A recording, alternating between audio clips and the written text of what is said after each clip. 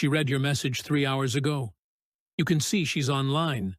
You watch the dots appear, then disappear. Appear again. Then nothing. You said something real. Something honest.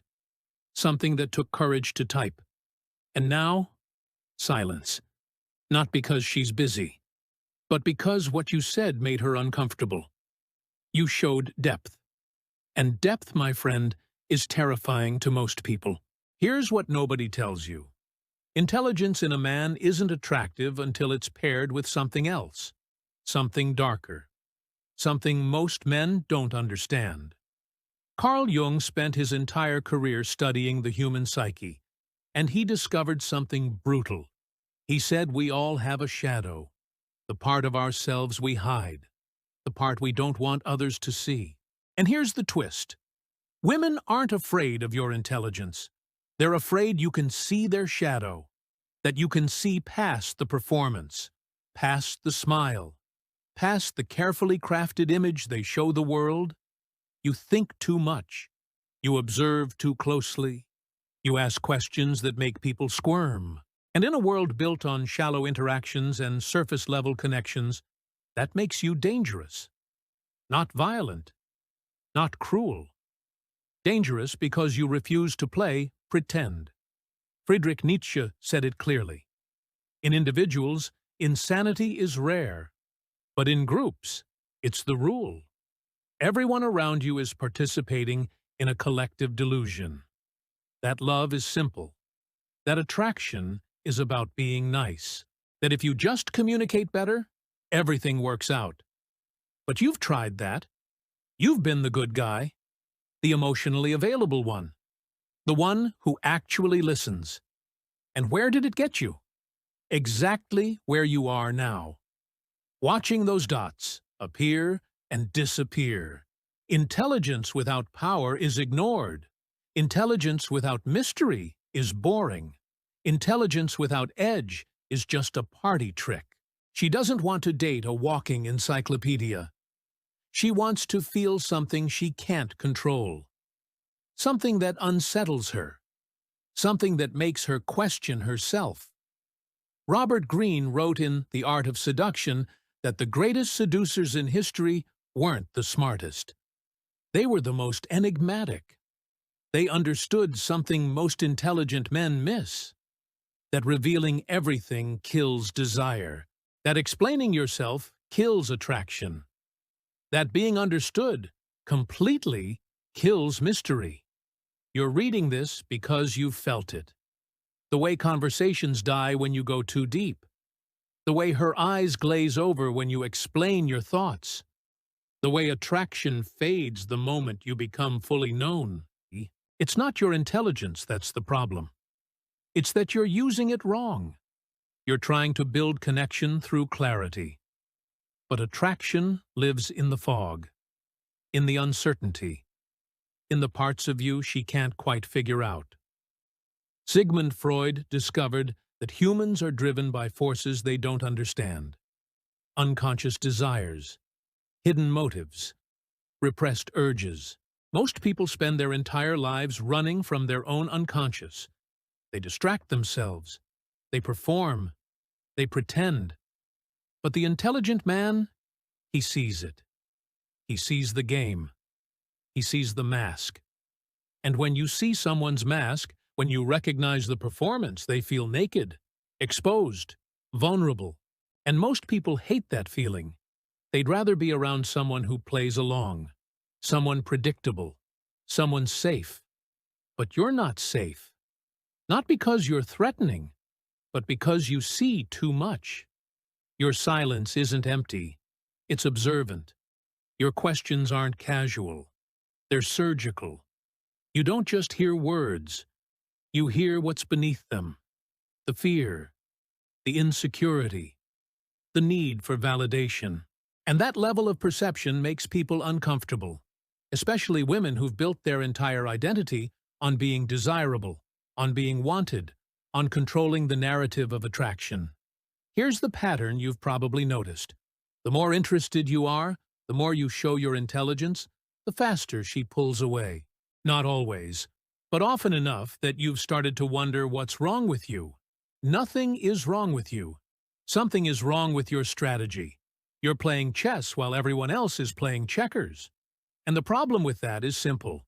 She doesn't know the rules of chess, so every move you make looks random, confusing, threatening. Nietzsche said something that should wake you up. The individual has always had to struggle to keep from being overwhelmed by the tribe.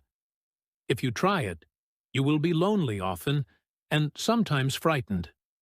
But no price is too high to pay for the privilege of owning yourself. You've been trying to fit in, to be the kind of man she says she wants. Emotionally intelligent, vulnerable, open. But every time you are those things, she loses interest. Not because she lied, but because what people say they want and what they actually respond to are two completely different things. You're about to learn why intelligent men terrify women. Not all women, but most. And more importantly, you're about to learn what to do about it. Because understanding the problem is only half the battle. The other half is becoming the kind of man who uses his intelligence as a weapon, not a weakness.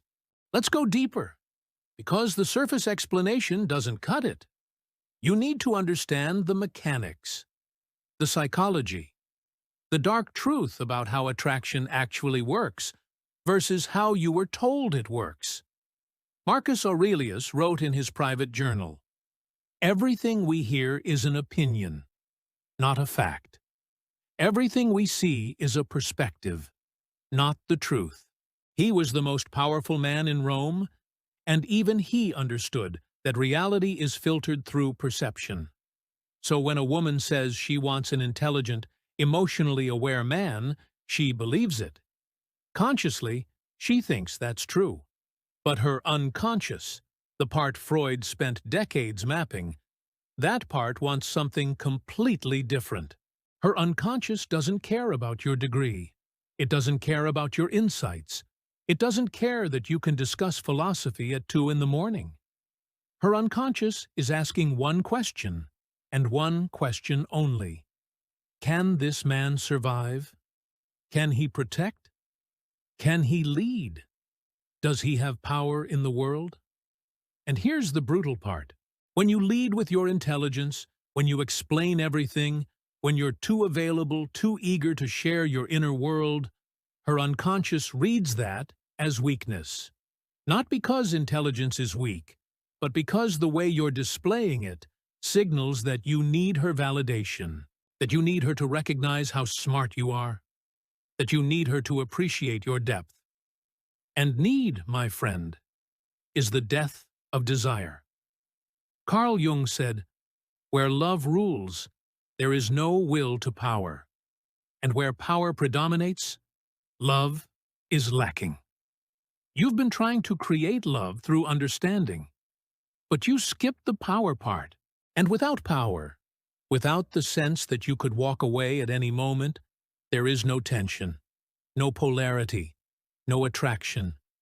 Think about the last time she was really into you. Go back to that moment. What were you doing? Were you explaining yourself? Were you available every time she texted? Were you sharing your feelings openly?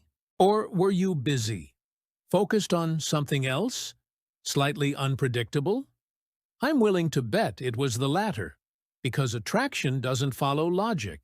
It follows ancient patterns, evolutionary psychology, the same mechanisms that kept our ancestors alive. Charles Darwin didn't just discover evolution. He discovered sexual selection, the idea that females across species choose mates based on indicators of genetic fitness. Peacocks with bigger feathers, lions with fuller manes, and in humans, men with status, resources, and most importantly, the appearance of options. When you make yourself too available, when you're always there, always responding, always trying to deepen the connection, you signal that you have no options, that she's your only choice, and that kills her attraction faster than anything else you could do. Robert Greene teaches that power is a game, And the first rule is never appear too eager. The moment you seem desperate, the moment you reveal how much you want something, you lose all leverage. This applies to business, to politics, to war, and absolutely to attraction. Your intelligence becomes a liability when you use it to chase her approval, when you craft the perfect text, when you analyze every interaction, when you try to logic your way into her heart. Nietzsche understood this. He said, "There is always some madness in love, but there is also always some reason in madness. You've been trying to remove the madness, to make everything clear, rational, understandable. But in doing so, you've removed the very thing that creates desire, the irrationality, the uncertainty, the feeling that she might lose you if she doesn't act fast." Here's what happens when you meet a woman. In the first few minutes, she's making calculations. Not conscious ones. Unconscious. Instant. Is he confident? Does he hold eye contact? Does he seem like other men want to be him? Does he seem like other women want him? And if the answer to these questions is no, if you're too nice, too available, too eager to please, her attraction never even starts. It doesn't matter how intelligent you are. It doesn't matter how compatible you are. Because attraction isn't logical. It's biological. Freud called this the pleasure principle versus the reality principle. The pleasure principle is what we want immediately. Excitement, danger, unpredictability. The reality principle is what we know is good for us long-term. Stability, kindness, emotional intelligence. Women tell themselves they want the reality principle, but their bodies, their unconscious desire, responds to the pleasure principle, to the man who feels slightly dangerous, slightly out of reach, slightly unpredictable. You've been offering stability before establishing desire. You've been trying to be the safe choice before being the exciting one. And that's why intelligent men lose. Not because they're too smart, but because they think attraction can be negotiated through reason, through conversation, through proving their worth. But attraction isn't negotiated. It's triggered. And the triggers have nothing to do with how well you communicate. Epictetus, the Stoic philosopher, said something critical. We cannot choose our external circumstances, but we can always choose how we respond. You can't change what women are unconsciously attracted to.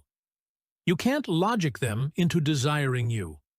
But you can change how you show up, how you position yourself, how you use your intelligence not as a resume, but as a weapon. Thomas Hobbes wrote that life in its natural state is solitary, poor, nasty, brutish, and short. He was talking about society without structure, but the same applies to attraction without strategy. If you're just being yourself, just being honest, just being available, you're living in the state of nature. And in the state of nature, only the strongest survive. Not the smartest, the strongest. Now we reach the turning point. The moment where everything shifts. Because you can't unknow what you're about to learn. And once you see it, you'll see it everywhere. In every failed connection, every faded attraction, every time you thought you were getting closer, but were actually pushing her away. Carl Jung discovered something he called the persona. It's the mask we wear, the version of ourselves we present to the world. But beneath that mask lives the shadow. Everything we've repressed, everything we've denied, everything we pretend we're not. And here's the truth that changes everything. Women aren't attracted to your persona. They're attracted to your shadow, to the parts of you that are raw, untamed, slightly dangerous. The parts you try to hide because you think they're not acceptable. Your intelligence is part of your persona. It's safe. It's presentable. It's what you lead with, because you think it makes you valuable. But your edge, your anger, your selfishness, your ability to walk away, those live in your shadow. And when you repress those parts, when you're always nice, always understanding, always available, you become one-dimensional, flat, predictable. And predictability is the silent killer of attraction. Nietzsche said, "Beware that, when fighting monsters, you yourself do not become a monster. For when you gaze long into the abyss gazes also into you." Most men are terrified of their own darkness.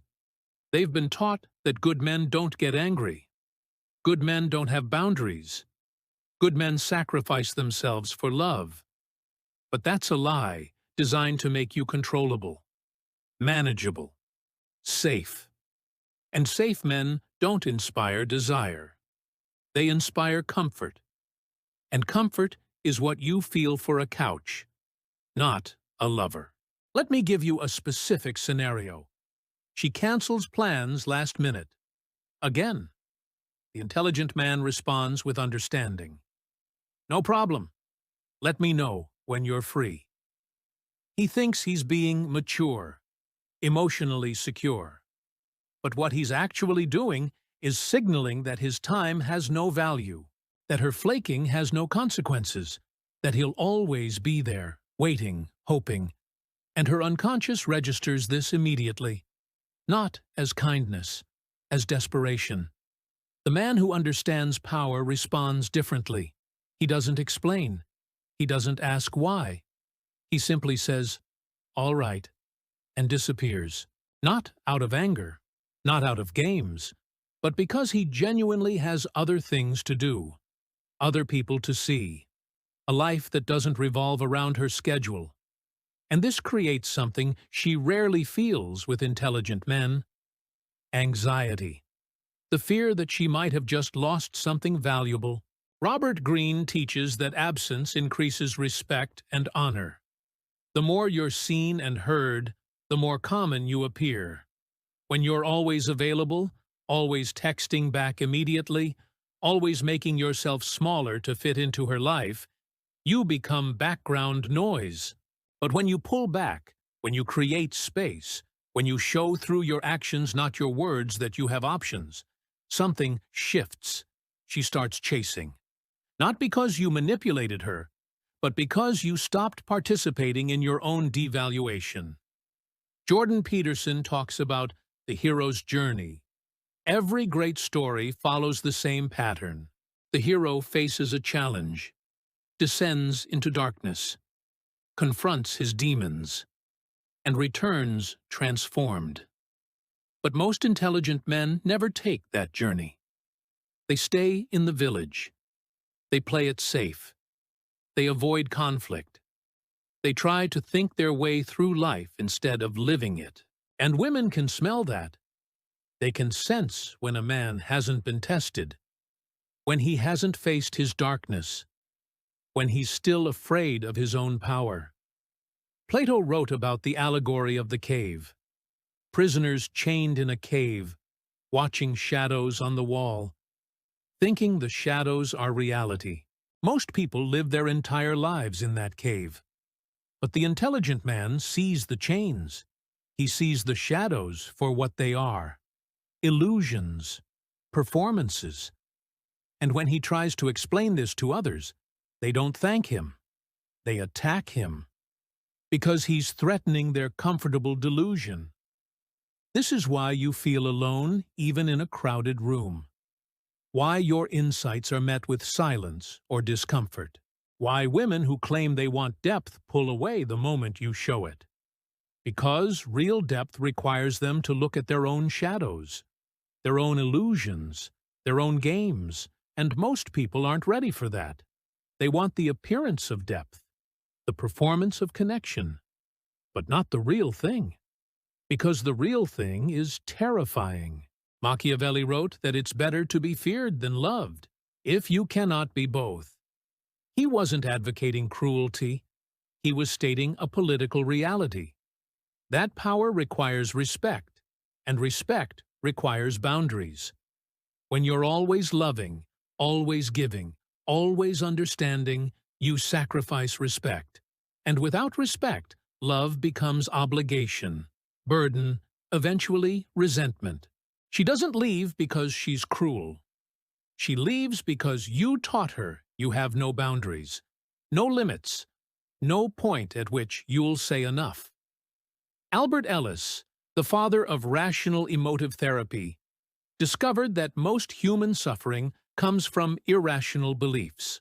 Beliefs like, I need to be liked by everyone, or, if I'm good enough, she'll love me, or, intelligence and kindness should be enough. These beliefs feel true, but they're not. They're stories we tell ourselves to avoid facing a harder truth. That attraction is amoral. That desire doesn't reward virtue. That the world doesn't care about your good intentions. The intelligent man who succeeds with women isn't the one who suppresses his intelligence. He's the one who pairs it with something primal, with outcome independence, with the willingness to walk away, with the understanding that his value isn't determined by whether she texts back. This isn't about becoming fake. It's about becoming complete, integrating your shadow with your persona, your intelligence with your instinct, your mind with your body. Here's where it gets practical, because theory without application is just entertainment. You need to know exactly what to do differently, how to move through the world, how to interact, how to become the kind of intelligent man who doesn't scare women away, but commands their respect and desire. First, understand what Marcus Aurelius meant when he said, "You have power over your mind, not outside events." Realize this, and you will find strength.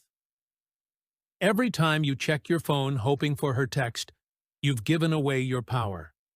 Every time you rearrange your schedule to accommodate her, you've given away your power. Every time you explain yourself when she questions you, you've given away your power. Power isn't about control. It's about self-possession, about being so grounded in your own reality that her mood, her validation, her presence or absence doesn't shake you. Let me be clear. This isn't about playing games. This isn't about manipulation. This is about genuine transformation, about becoming a man who doesn't need her response to feel okay, who doesn't need her approval to feel worthy, who doesn't need her attraction to feel masculine. When you achieve that state, not through pretending but through actual internal work, everything changes, because you stop radiating need.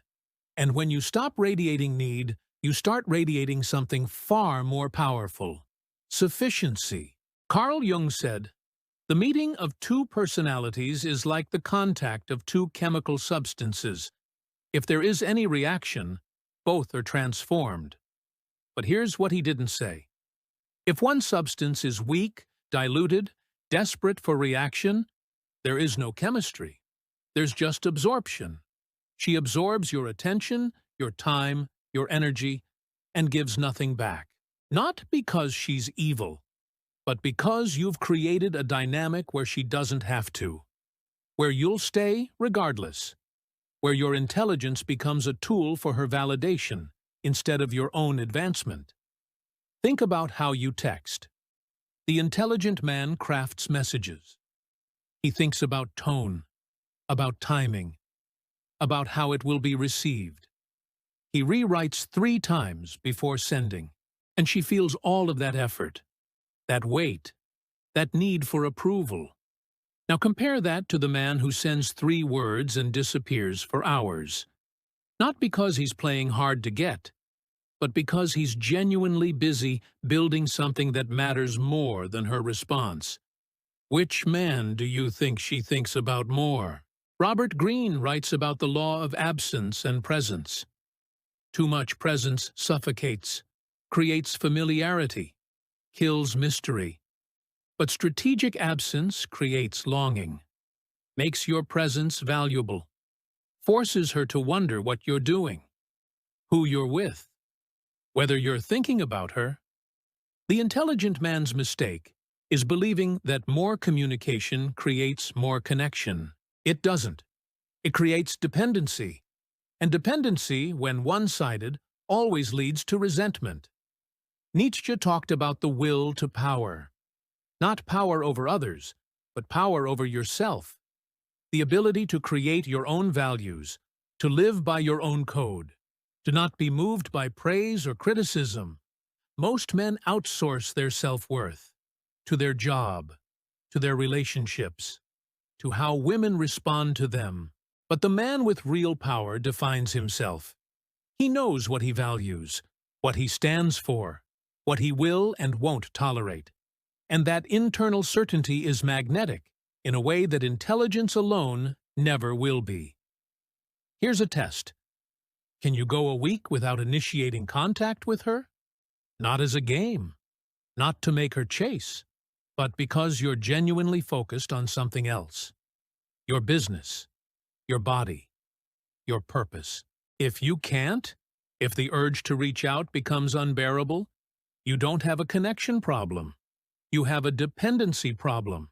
And women can sense dependency the way sharks sense blood in water. It triggers not attraction, but revulsion. Not because they're heartless, but because their biology is wired to avoid men who need them to survive. Epictetus taught that we suffer not from events, but from our judgments about events. She didn't text back. That's a fact. But the suffering, the anxiety, the overthinking, that's your judgment. Your story about what it means. That you're not good enough. That you said something wrong. That she's losing interest. But what if none of that is true? What if she's just busy? What if she's testing to see if you'll panic? What if she's waiting to see if you have the strength to not need immediate validation? The Stoics understood something modern men have forgotten. That your peace cannot depend on external circumstances, on whether she likes your message, on whether she shows up, on whether she chooses you. Your peace must come from within, from knowing you're on your path, building your empire, becoming stronger every day, with or without her. And paradoxically, the moment you genuinely don't need her, that's often when she starts to need you. Jordan Peterson says, "Don't underestimate the power of vision. McDonald's is more famous for hamburgers than anyone else, not because they're the best, but because they're the most consistent. Your value as a man isn't in your peak moments. It's in your consistency. Are you consistent in your standards? In your boundaries? In your self-respect? Or do you bend based on how much attention she's giving you? Do you compromise based on how attracted you are? The man who shifts his values based on the woman in front of him will always lose. Because she can sense he has no center, no core, nothing solid to hold on to. Here's what you do starting today. Stop explaining.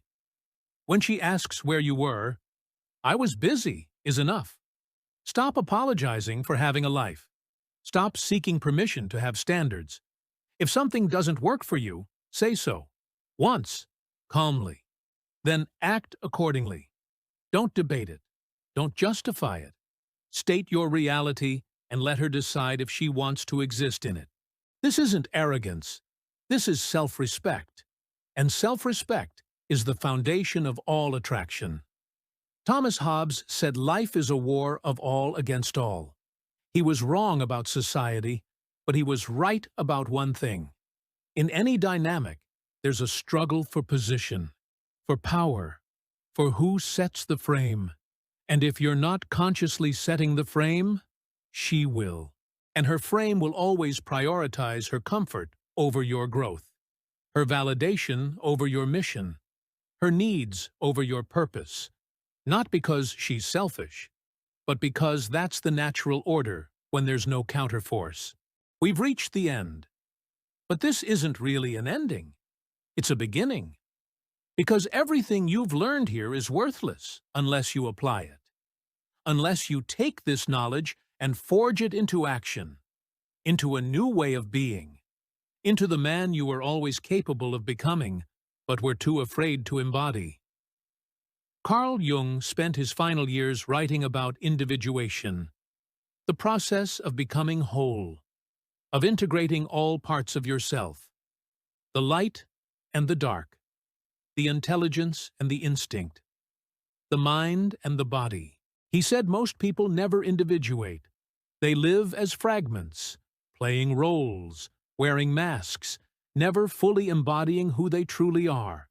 And this fragmentation is why intelligent men fail with women, because they're operating at half capacity, using only their mind, neglecting their primal nature, their darkness, their power. The journey ahead isn't easy.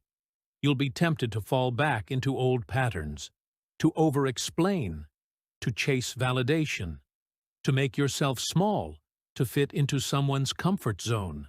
You'll meet a woman who makes you feel alive, and you'll want to give her everything immediately. Your time, your attention, your secrets, your soul. And that will be the test. Can you hold back? Can you remain mysterious, even when every cell in your body wants to be fully known? Nietzsche wrote, "He who has a why to live can bear almost any how." Your why cannot be her. It cannot be relationship. It cannot be validation or love or acceptance. Your why must be bigger. Your mission, your purpose, the thing you're building that will outlive you. When your why is clear, when it's so powerful that it pulls you forward every morning, then women become a complement to your life, not the foundation of it. And that shift, that fundamental reorientation of your priorities, is what separates the men who succeed from the men who suffer. Robert Greene's final law is perhaps his most important. Assume formlessness. Don't let people define you. Don't lock yourself into one identity. The intelligent man who masters attraction is fluid. He can be intellectual when needed, primal when required, soft in private, hard in public. He's not pretending. He's accessing different parts of himself depending on context. This is integration. This is wholeness. This is power. Let's be honest about what you're facing. You're going to lose people. Women who want the old you, the predictable one, the one who was always available, the one they could manipulate with silence or tears. When you change, when you set boundaries, when you start valuing your time, some will leave. Let them. Marcus Aurelius said, "Loss is nothing else but change, and change is nature's delight." Every person who leaves creates space for someone better, someone who can match your energy, someone who respects your standards, someone who adds to your life instead of draining it. You're also going to face doubt. Late nights where you wonder if you're doing it right, if you're being too cold, too distant, too harsh. And in those moments, remember what Epictetus taught. We are not disturbed by things, but by our interpretation of things. Your new boundaries aren't cruel. They're necessary. Your new standards aren't arrogant. They're self-preservation. Your new distance isn't game playing. It's self-respect. Hold the line. The right woman will appreciate it. The wrong one will complain about it. And that's how you know the difference. Jordan Peterson talks about sorting yourself out, getting your room in order, building competence, facing your fears. Most intelligent men skip this step. They think their mind is enough, but your body matters. Your finances matter. Your daily habits matter. Your physical presence matters. A brilliant mind trapped in a weak body with a chaotic life is still just potential, unrealized, wasted. You must build the entire package: mind, body, resources, character. And when all of these align, you don't need to convince anyone of your value. They feel it the moment you enter a room. Here's what happens when you fully embody these principles. You stop checking your phone every 5 minutes. You stop crafting perfect messages. You stop rearranging your life around her availability. Not because you don't care, but because you care about yourself more. And paradoxically, that's when she starts caring more too. Because you've become rare, valuable. The kind of man who doesn't need her, but chooses her.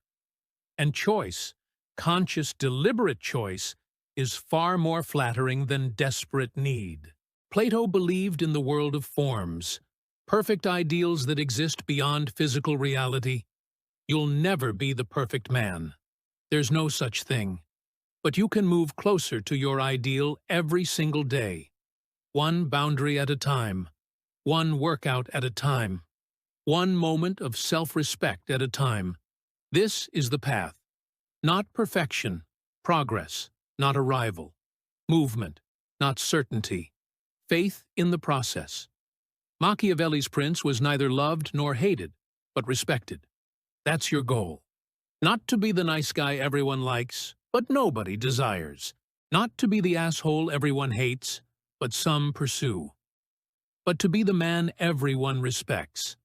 The one with clear standards, with unshakable boundaries, with a life so full and purposeful that being included in it feels like a privilege, not a given. Charles Darwin showed us that survival goes to the adaptable. Not the strongest, not the smartest, the most adaptable. You must adapt. Take your intelligence and add edge. Take your kindness and add boundaries. Take your depth and add mystery. Take your honesty and add strategic silence. This isn't about becoming someone else. It's about becoming complete. About accessing parts of yourself you've been taught to suppress. Albert Ellis would tell you to challenge your beliefs, to question the stories you tell yourself, that you need to be understood, that you need to explain everything, that love means total transparency. These beliefs keep you trapped. The truth is simpler and harder. You don't need to be understood by everyone. You need to understand yourself. You don't need to explain everything. You need to act with conviction. You don't need total transparency. You need strategic mystery. Freud discovered that most of our motivations are unconscious, hidden even from ourselves. So ask yourself honestly, why do you want her validation so badly? What void are you trying to fill? What wound are you trying to heal? Because until you face that, until you do the shadow work, you'll keep repeating the same patterns with different people. The names change, the faces change, but the dynamic stays the same. You give too much, she takes. You lose yourself, she loses interest, and the cycle begins again. But not anymore. Because you've seen behind the curtain, you understand the game, not so you can manipulate, but so you can stop being manipulated by your own needs, by her games, by society's lies about what women want. You're free now. Free to build. Free to choose. Free to walk away. Free to stay on your terms. And that freedom, that sovereignty, that quiet, unshakable power, that is what truly scares women. Not your intelligence, your independence. The intelligent man who integrates his shadow doesn't scare women away. He attracts the right ones and repels the wrong ones. And that's exactly what you want. Not everyone. Just the ones who can handle your depth, your standards, your truth. The ones who've done their own work, who've faced their own shadows, who can meet you as equals instead of asking you to be their savior or their servant. This is the shadow mind, where we don't just talk about transformation, we demand it. Where we don't comfort you with lies, we challenge you with truth. Where we don't promise it will be easy, we promise it will be worth it. Subscribe if you're ready to go deeper. Share this if you know a man who needs to hear it. Support the channel if you believe this message matters. Because it does. Now more than ever. Men need to wake up, to remember their power, to stop apologizing for their intelligence and start weaponizing it. The path forward is clear. Build yourself. Set boundaries. Value your time. Stop chasing. Start choosing. Integrate your shadow. Become whole. And watch how everything changes. Not just with women, with everything. Because when you master yourself, the world has no choice but to respect you. That's the promise. That's the path. Now walk it.